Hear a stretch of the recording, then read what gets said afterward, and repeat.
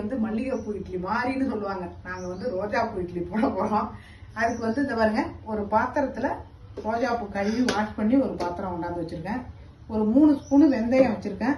உளுந்து ஊற போட்டிருக்கேன். ஒரு படி அரிசி ஊற போட்டிருக்கேன், புழுங்கல் அரிசி. இதை எல்லாத்தையும் இட்லிக்கு அரிசியை போட்டு அதில் பூவை போட்டு சேர்த்து அரைச்சி அள்ளிக்கணும். இப்போ இதில் நான் ஒரு உப்பு வந்து 2 ஸ்பூன் போட்டுக்கிறேன். மாவுக்கு எல்லாம் கரைச்சி வச்சாச்சு. 6-7 மணி நேரம் புளிக்கணும்.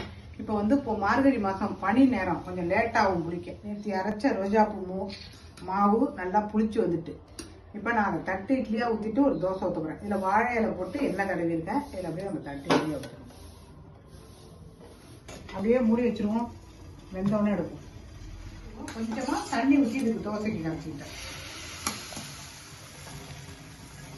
அதனால கொஞ்சம் கூட இல்லை. தோசை வந்து நல்லா